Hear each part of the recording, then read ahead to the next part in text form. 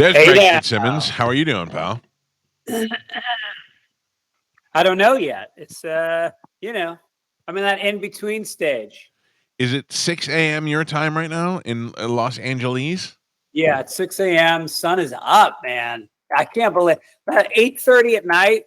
It was still light out last Yeah. night. Now it's up. Do It's you like nice. that? I like it when it's dark early. I want to go to bed. I need the minute Jeopardy's over, I need it to be pitch black outside, and it's time for this guy to go night time. Yeah, because what time do you wake up in the morning? Yeah, at 5 o'clock, and it stinks every morning. It's never gotten easier. Not What one about day. is your band still playing out on the weekends? Yeah, not every weekend, but we still play out. Now we do it for fun when we do it. But that's got to throw off your schedule, No. staying out late on the weekend. Listen to me. Bobby Kelly said it. I said it's a superpower. He just said it's because I'm fat. I can sleep anytime, anyone, anywhere I want. So I always get the proper amount of sleep. Well, yeah, because you're part pillow. You don't even have to get a pillow. Which part? Which part of this pillow? I like that. That's good. I'm gonna start using that. Hey, come here. I'm part pillow.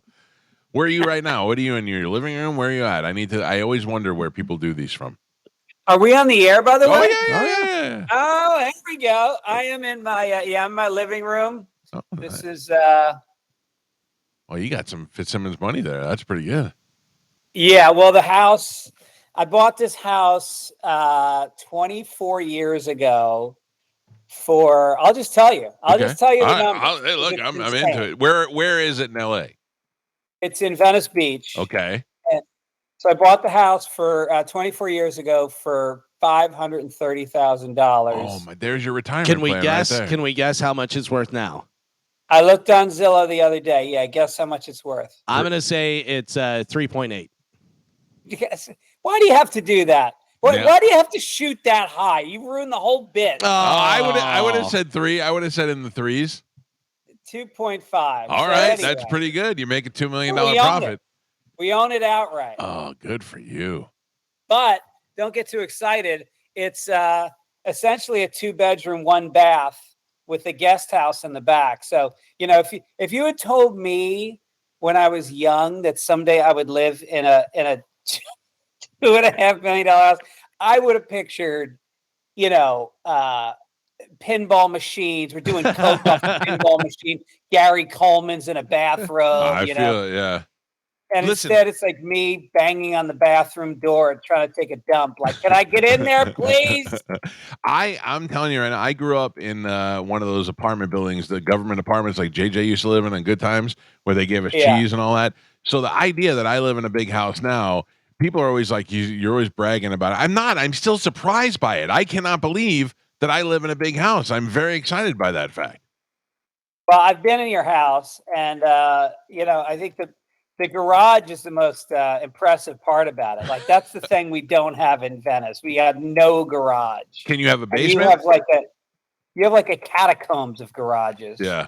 We lucked out here with the garage, and none of my cars at the time when I moved in would fit in the garage. So therefore, we had no reason to use it. My wife can't back out of the driveway because she's, what do they call it? A female.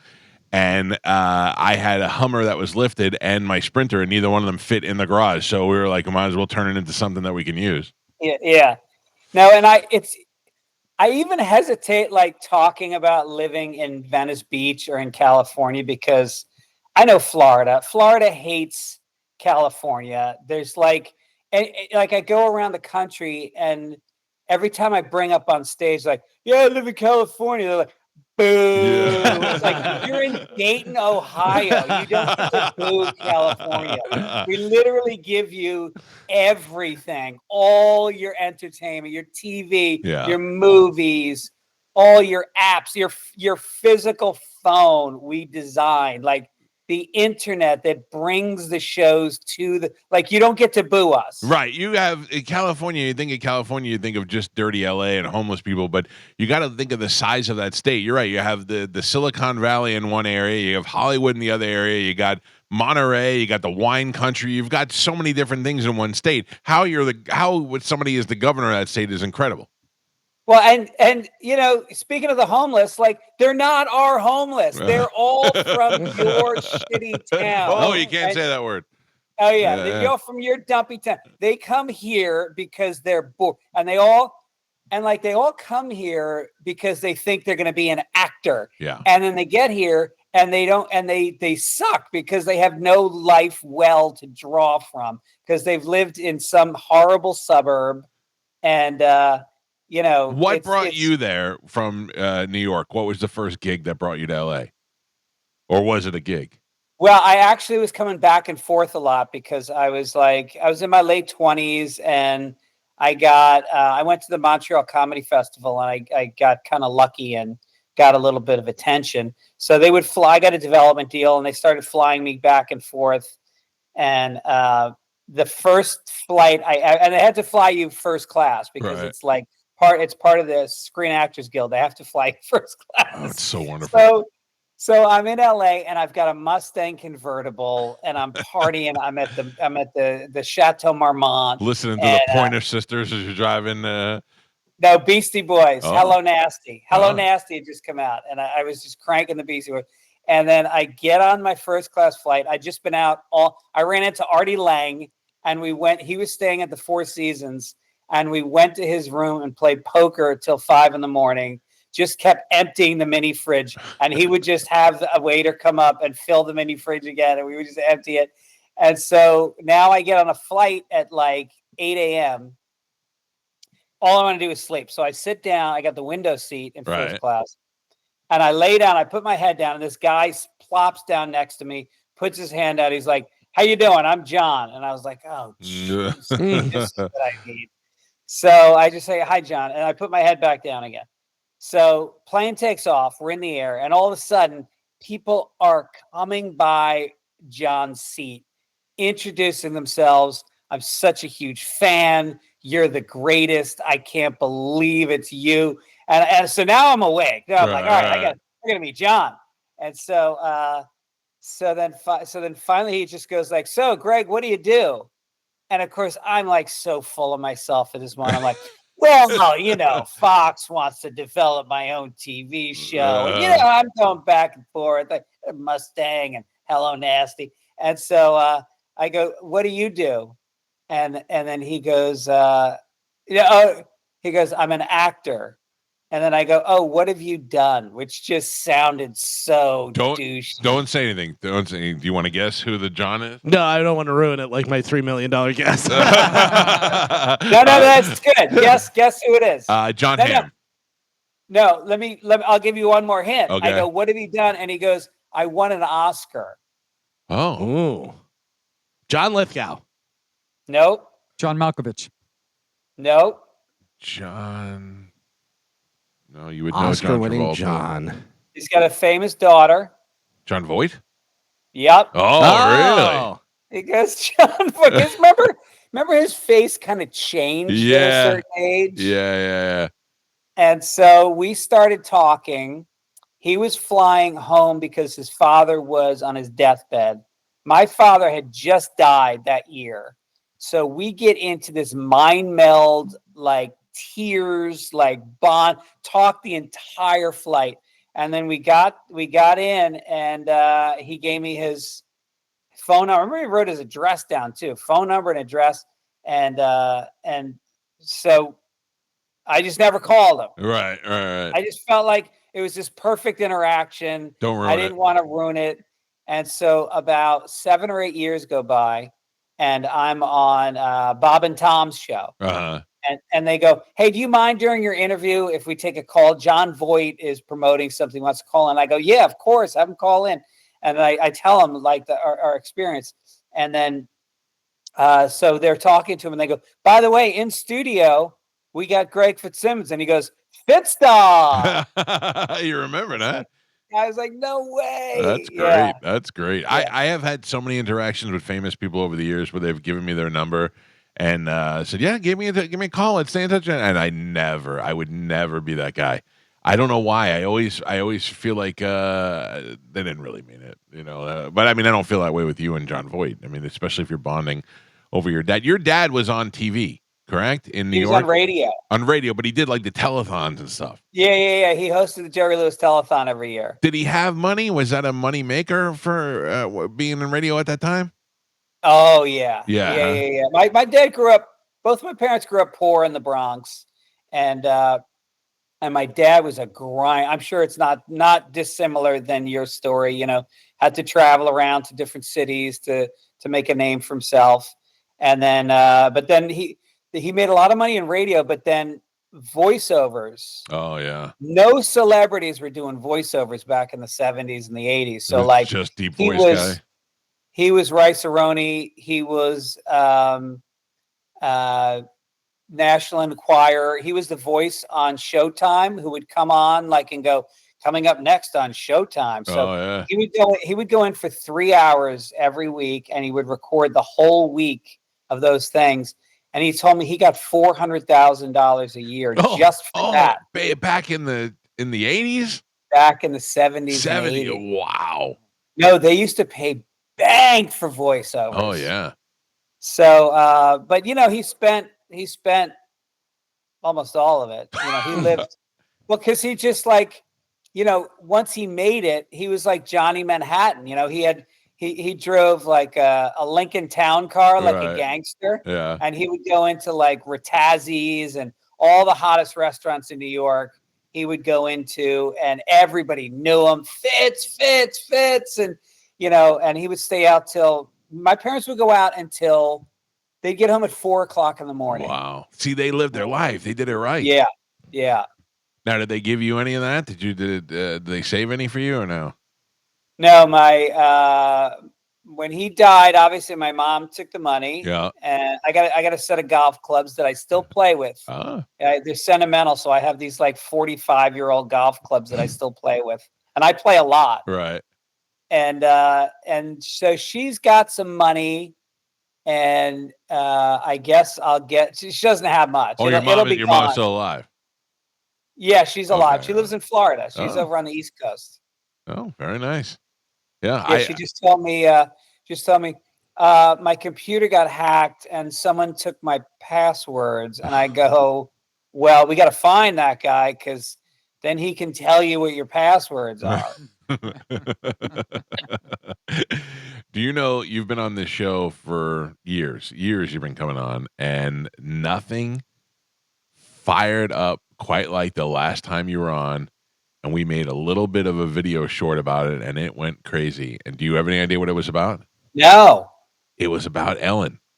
And I mean, we didn't even. I asked you about Ellen. I said that she is supposedly the worst person to work with, whatever. And you said, I said, can you elaborate on that? And you said, well, I'm not really sure because I did sign an NDA, but also there is a lot of amount of time, and she's not working. She's been shunned anymore, so I could say that she's the worst person that I've ever met in my life. And we kept it pretty much like at that. Then I guess you went on Rogan, and Rogan brought it up again. So somebody spliced up the video of Rogan asking you, and then you responding on this show, and it went out there, and it has just gained so much steam. No way. I'm dying to know. Like every time it comes, and it'll come up in my algorithm, and I'll see, and I'll go, "Oh, hey, that's us," And I'm dying to know what the hell was so bad about Ellen. Like in my mind, do you remember a couple of years ago when all this news came out about Steve Harvey, where you weren't allowed to look him in the eye, and I related to that. I was so sick of getting off the air and couldn't get from the door to my car without salespeople asking me about this, that, and the other thing and stuff. And I have an agent. Go talk to him. I don't deal with any of this. But that got so. Now imagine you're somebody famous like Steve Harvey and worth all this money, and you have to make all these decisions. I got it. I understood. What was so bad about Ellen? Especially for you, a man. Like, you're not taking crap from people. You're not the biggest guy in the world, but you're not a pussy by any means. What was so bad about Ellen? It was psychological. It was like this thing where, we'd go into the writer's room, we get to work at 9 a.m., and then we go right into her office. She had this big office, and we'd sit around, there was like overstuffed chairs and like leather couches. Very cool. We sit there and drink cappuccino, and it was like a loving environment until, like, I remember one time I made a joke about Justin Bieber, and she goes, I love Justin Bieber. And it was like, oh, so nobody else can have a different feeling about Justin Bieber because Right. you like him.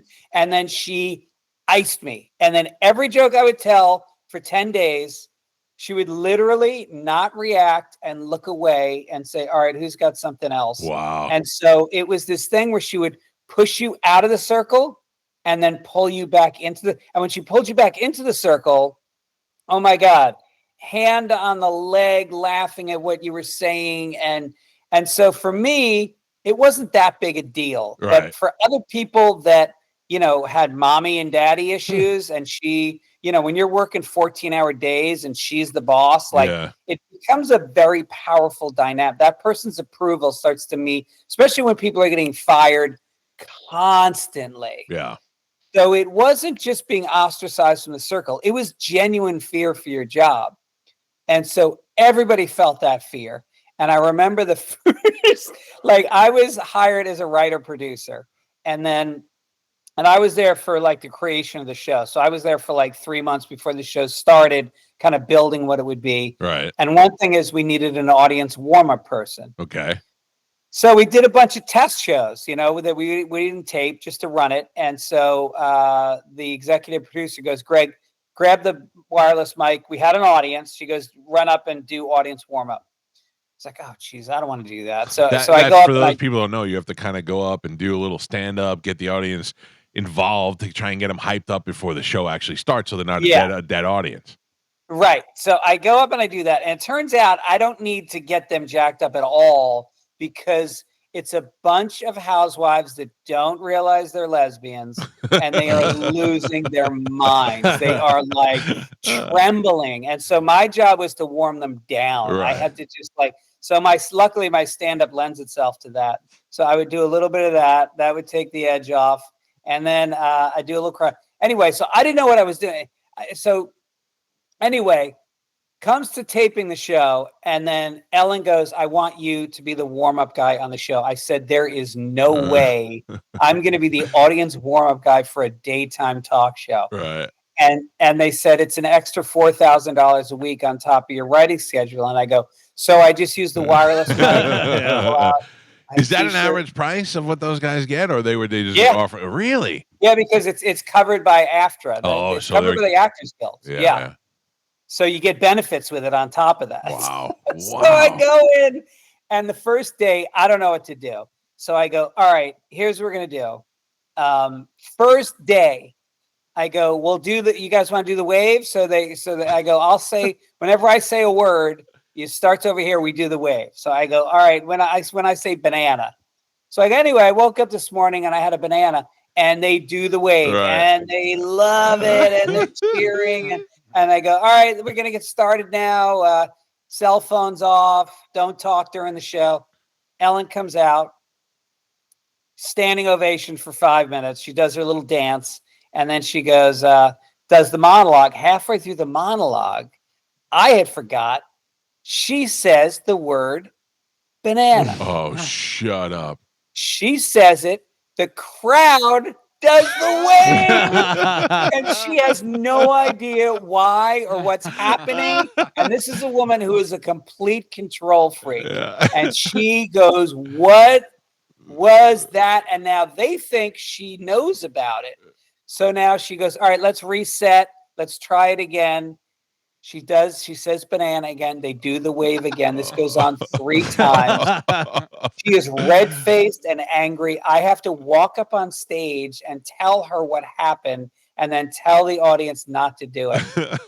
Well, I got off stage and I got called into her office. And I mean, it was like the iciest, coldest, I felt so bad. Really? And I felt awful because, but I mean, she couldn't find any of the humor in that? None. Really? None. Zero.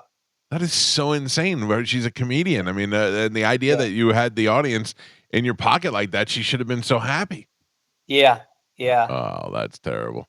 All right. Yeah. I was just curious to see what kind of person, because you were very honest about the way you felt about her and why, but I could see that if that was my life on a daily basis, I couldn't. Carmen, you can probably relate to that. 100%. Working here. Yeah, Yep, I get it. Carmen hates us. Yeah.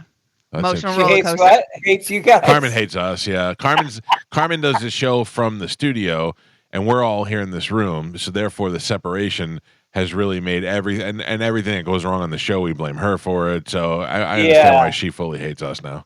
Thank you. I can't. I get it. It's a testament to you guys. Like you've had the same group for a long time. We did. We got. I mean, Spanish left the show last year, and that's the first. He did? Yeah. He. I don't even know what He left or he got fired. Yes. He's no longer with the program. He had some issues, man. I still don't know what those issues are, but he actually. So to be honest, he still does a show on the weekends at the radio station, but he was let go from this show. He was there for like 10 years, right? More than that, yeah. He really checked out. Damn, so, I know. That's but amazing. He's probably somewhere telling everybody how I'm the worst boss to ever work with. Yeah. Real Ellen. Yeah, I'm a real Ellen. Are you a good boss? Like, would you say you're ever hard on people? I mean, I would say that I'm hard on people sometimes, but for the most part, I'm not at all. Like, I've never, and these guys will tell you, it's one of the things, I don't get mad. If I get mad, it happens right there. I'm mad, and then we get over it. There's no sense in. Because you're a New Yorker, right? Well, there's no, like, I'm not saying I won't bring it up again when it's convenient for me to hold it against you and make you feel guilty. But I mean, the truth is, I'm not mad anymore. I'm only interested in the solution, not the problem. So, Got it. Yeah. No. I like that. I find in LA, I'm like that because I'm a New Yorker too. And I have had, you get these people that are millennials working for you. Oh, yeah. And if you say anything direct to like with some brevity, like we got to move on. So I need to communicate this, because I've been a showrunner a bunch of times. It's like they get so butthurt. Yeah. They don't get over it. Yeah, and I do feel that, like, I've been in that that end of it of what I hate even more is people that I find less talented telling me something's not a good idea. You know what I'm saying? Like, we've had consultants on the show, and we've had program directors. We've had program directors where they would tell you, well, I don't really think that's going to work. And be like, really, jack off, because you've never done anything in your career except try to tell other people what to do. So let me handle the funny stuff. Yeah. Now, that's kind of at the heart of why so much bad stuff is coming out of Hollywood right now, is that, there used to be an ethos of, like, especially with HBO, when they were in their prime and they were putting out Sopranos and Game of Thrones. I mean, even going back to like the Larry Sanders Show. Their whole, and I've written on 2 HBO shows. I wrote on Louis C.K.'s sitcom, and I wrote on Crashing. What'd you do, Lucky Louie? Lucky Louie, yeah. Lucky Louie, I thought. Well, because Bobby Kelly was on it, right? Was he on it? I don't even remember. I know. Norton was on it. Yeah, Norton was unbelievable. Yeah. He was so good. Yeah. And Nick DiPaolo was amazing. But anyway, like, HBO's philosophy was, all right, here's the keys to the shop, lock up when you're done, and we'll let you know if you get another season. And so Larry David got to make a show that had no format whatsoever, and that would have been noted to death if it was on CBS. And it's why they do great shows. And I don't know, I think FX is pretty similar. This guy, John Lengrad over there, and who basically did Louis' second show, which and they gave him the keys for that and said, do whatever you want to do. Exactly. And that show, I don't know I know that show was critically acclaimed, but I don't think it still got the credit for what it was. I watch those episodes now, and that show is so genius. It's sublime. Yeah. It is like, well, he was very affected by Woody Allen, and I feel like they were short Woody Allen films. They were like an exploration into neuroses in a way that wasn't afraid of stillness and silence, and using the camera to explore just the subtleties of what was happening in people's faces and being uncomfortable. They don't like to put that in comedy, and uncomfortable is funny. Right. Yeah. I'm doing some shows with Louis in a couple of weeks up in Sacramento. I did a show with Louis not too long ago. You did? Dude. So Bobby Kelly comes to town, and when he comes to town, whether he's in Tampa, Sarasota, Fort Myers, or one of those places, I'll go with him. He'll spend the weekend here, and then we'll travel for the weekend. And I'll go up and do 5 minutes and to be like, ladies and gentlemen, my best friend Bobby Kelly, and he'll come up. Nice. Right? Great. It's easy for me. I get a call from Bobby, and he's like, "Hey, man, don't say anything yet, but Louis on that show with us in Naples." I go, "What do you mean?" He goes, "Louis working on special, and he wants to pop on, and he's going to do." I'm like, "Well, I'm not going up there and doing 5 minutes before Louis C.K." So I basically got up there and was like, "Ladies and gentlemen, Louis C.K." But the weird thing is, I found myself at the times of being in the green room with just me and Louis. And it is a weird, uncomfortable situation because he's likable and he's a nice guy, but you also don't want to say anything to make yourself look like a douchebag in front of him. Does that make sense? Yeah. Well, he is the most disarmingly nice guy. Yeah. Like he really is, which I don't always buy. Like I've known Louis. We literally started together in Boston, and he is like, he's a ball buster. He likes to do weird things to people, and but when he meets you for the first time, he's the most like genteel, polite guy. And yeah, he was just in LA, and the green room was like, stay out. He's got a new hour, and he goes into a Jedi mindset. Like he is like studying, he's pacing, and it's so funny to see Louis C.K. so nervous before he goes on in a club, because he's got this new hour, and it's like it's like, I really feel like it's the best hour I've ever seen him do. It's amazing. I saw him do some of it, and it was great. And again, a guy who's not afraid to make people feel uncomfortable, and uncomfortable is funny, man. I mean, he says some stuff that you're like, this is ridiculous. I mean, and he just goes off on these tangents. I'm very happy that I had to have any experience with him at all. He had this one joke where he's like, I fell asleep on a plane, and I just went so deep. I was in like a coma, and then I finally woke up, and the guy next to me was like, you were talking in your sleep. And Louis was like, racist? And the guy's like, yeah. All right. This is Greg Fitzsimmons who's on with us, and he is going to be in town at Side Splitters next weekend, right? Yeah. Is it June 3rd through 5th, I think? Yeah. Does this mean you're not coming in the studio now, or are you still going to come in next week? Oh, absolutely. I'd love to. The 5th through the 7th. I would love to come in. I'm getting in. You guys do Fridays, right? Of course. Yeah, Friday the 6th. Yeah. You'll have me. I'd love to come in. Of course. Lock it in. 960-1197 or sidesplitterscomedy.com. It's always a good idea. I feel like to go to the website, pick your seats, see where you want to sit, get your tickets, and lock it in before you wait. You wait there that night. You get there, and you either get crappy seats or you don't get in at all. So go to sidesplitterscomedy.com and check it out. Are you still podcasting? Yeah, I do 3 podcasts. I do Fitz Dog Radio, where I interview people. I get, Judd Apatow is coming in next week. Nice. I got a bunch of good guests, Jeff Garland. And then I do Sunday Papers with my best friend from college. Yep. And we go through the Sunday Papers, and we like have jokes about the business section, the entertainment section, and all that. And then I have a special that came out this year called You Know Me, which I just got like 500,000 views on. So it's on YouTube. It's free. People seem to love it. Yeah, good. 500,000 views is pretty good. Yeah. And so check that out, and, and be good to each other. All right. Good talking to you, brother. I appreciate you getting up early and coming on. I like these little pre-interview interviews. I wish more people cared about doing, selling tickets to their show as much as you do.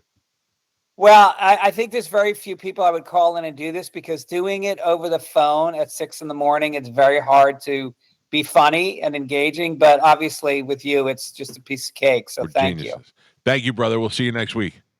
All right. All right. Care. There you go. Greg Fitzsimmons.